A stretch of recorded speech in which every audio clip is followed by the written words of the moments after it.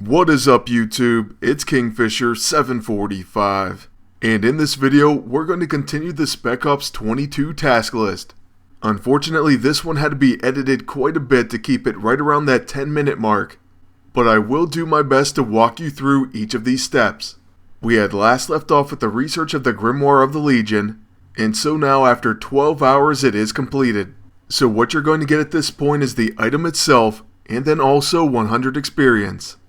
Then moving on to task number 12, you're actually going to have to use this item 3 times in combat. The good news is this can be done outside of the Spec Ops, and so it's not going to cost any unstable ISO weight. For this one I actually was in Chapter 7, and we're at the end boss Celine. So I figured this would be the perfect opportunity to take in our new weapon, and also we should have more than enough opportunity to use it 3 times.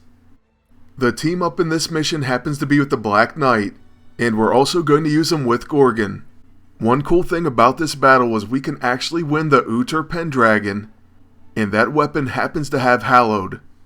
That means it deals increased damage to demonic and vampiric enemies, so it would work perfectly in the new Spec Ops. So yeah, that happens to be one of the reasons why I'm running this mission. Now right away we do get to use the Grimoire of the Legion, and oddly enough it does look like a ground attack, even though it unfortunately isn't. Really, it's not an attack at all, it's a magic debuff. What it does is place flanked on all the enemies, and then it may apply stacks of bleeding to allies when used. This should really help us speed up this boss fight. As you can see, Black Knight attacks Bullseye twice. So just like that, he's taken out, and then once Gorgon goes, we're going to use his level 1, which he will follow up with his level 2 AoE attack. At this point I figured why not use the Grimoire again, and so now we have 2 out of 3 uses down. We'll save the final use for the boss's wave. Now on the enemy elite's turn he's going to fire a crack shot at our entire team. It's going to do very little damage, but unfortunately we don't counter. The reason for that is because the enemy infiltrator had combat reflexes, but regardless Black Knight's going to easily take him down.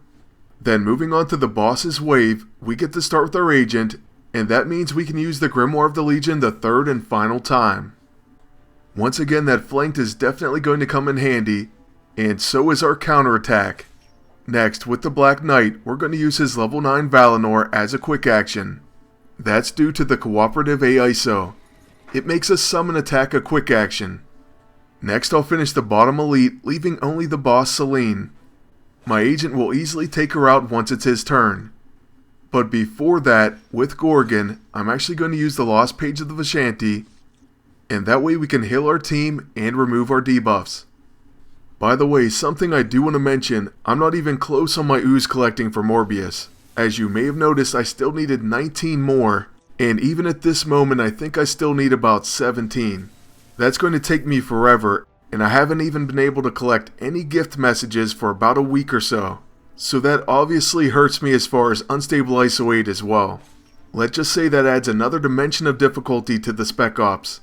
That's the main reason why I end up running out, and it's going to take me some time to finish. But hey, at least we got task number 12 done. It didn't cost any unstable ISO 8, and now we get to move on to task number 13. For step 13 you have to defeat a mini boss in mission 2. And unfortunately this one took me forever. I don't mean that it was difficult or that I failed it, just that the actual fight took a very long time. So what I'm going to do is speed it up slightly, well actually quite a bit, and then as we go through I want to give you a few tips. In this fight I end up using Spidey and Morbius, and I actually got task 2 of the Morbius side quest done at the same time as task 13. So yeah, that was the benefit. But unfortunately it did take a very long time, so even sped up it's going to take almost 2 minutes. During that time we're going to see a little bit of Morbius in fast motion, and as this is going on I do want to discuss mini bosses. After the first part of the task list, I chatted with a very respectable player and viewer, and we talked about mini bosses.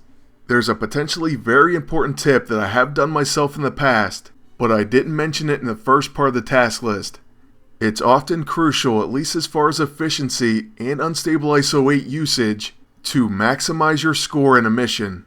So whenever you see a task that says defeat this mini boss, What you can do is go into battle, take out the boss but leave the minions. Then you can lose the battle and still get credit for defeating the mini-boss, but the mini-boss will still be around to either 2-bird or 3-bird with the main boss.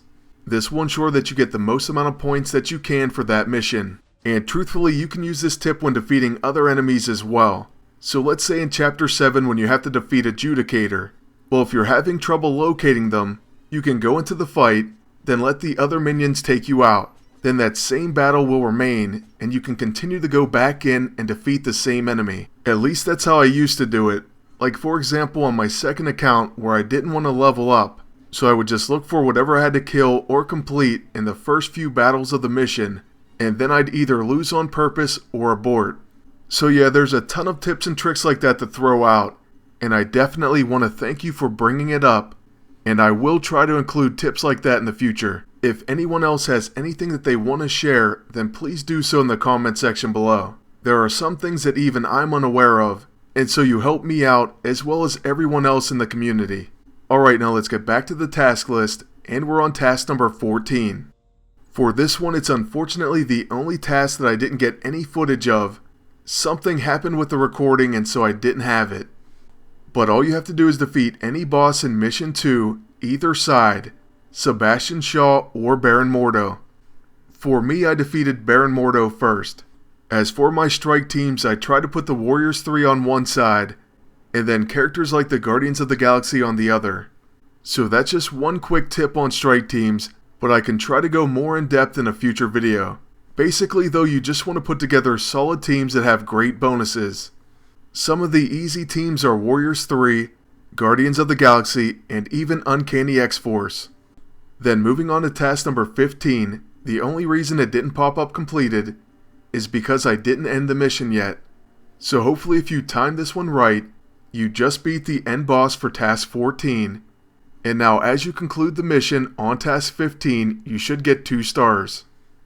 Of course, doing deploys will help, and also if you save the mini bosses for the end boss fight. I didn't completely do that myself, but I did do some of the deploys. And the reason for this is because that's one way you can get regenerative ooze. So here we go, we did get just over 2 stars, and that means we did complete task 15. Once this is done, you're going to get another blueprint, and this time it's for the Sanctification of Flesh. This is for an item with the same bonuses as the Hallowed Flame Grenade, so it's going to give you 4,611 offense and defense. And what else does this blueprint mean? Well, of course, another research. But come on, we knew this one was coming. So that means for task number 16, you have to create the Sanctification of Flesh in the lab. For this one, you're going to get 1,000 silver and a Sanctification of Flesh. But of course, the most important question is, what's the cost? After clicking on the link and going to the research lab, we see that this item will take 1 day. It costs 80 unstable ISO 8 and 5,000 silver. Alright, so we have no choice but to pay it, and then we're going to have to wait 24 hours.